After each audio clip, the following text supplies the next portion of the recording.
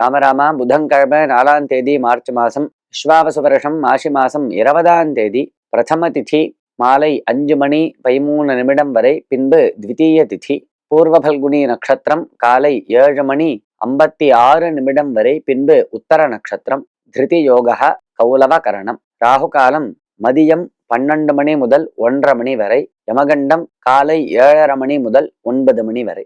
வீடுகளிலும் கோவில்களிலும் விளக்கேற்றுவதால் நமக்கு ஏற்படும் நன்மைகள் என்ன?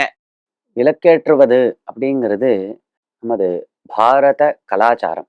இந்த தீபஜ்யோதிர் நமோ நமஹா அப்படின்னு ரொம்ப பிரசித்தமாக சொல்லானது நம்ம பாரதத்துல கேட்டுருக்கு. இந்த சமயத்துல இந்த தீபகா அப்படிங்கிறது இருளை போக்கடிக்கக்கூடியதான ஒரு பதார்த்தமாக இருக்கு. அக்னி ஜுவாலை, இருள் நமது அஜ்ஞானத்தை போக்கடிக்கிறது அது.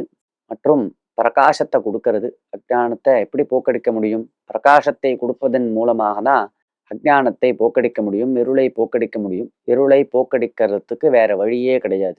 பிரகாசத்தை ஏற்படுத்தினாதான் இருள் விலகும். அப்ப பல பேருக்கு, பல பிராணிகளுக்கு பிரகாசத்தை காண்பித்து அவைகளுக்கு இது மார்க்கத்தை கொடுக்கக்கூடியதாக இருக்கு இந்த விளக்கு அப்படிங்கிறது.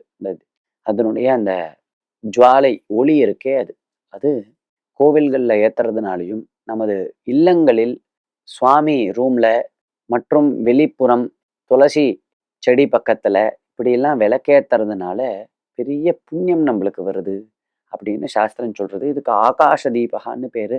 வெளியில வச்சு நாம் விளக்கேத்துறது, கோவில்ல போய் விளக்கேத்துறது இப்படிலாம். இதுல நல்லெண்ணெய்னால விளக்கேத்தினா ஒரு பலன், நெய்னால விளக்கேத்தினா ஒரு பலன், இவ்வாறெல்லாம் சாஸ்திரம் சொல்றது. நல்லெண்ணெய்னால விளக்கேத்தினா வியாதி எல்லாம் போகும். நெய்னால விளக்கேத்தினா ஆயுஸ் விருத்தி ஆகும், நல்ல அறிவானது ஏற்படும் என்றெல்லாம் சாஸ்திரம் பலனை சொல்றது. இவ்வாறு விளக்கேத்துவது நமது பாபங்களை போக்கடிக்கும் அப்படிங்கிறதுல சம்சயமே இல்லை. ராமராம்.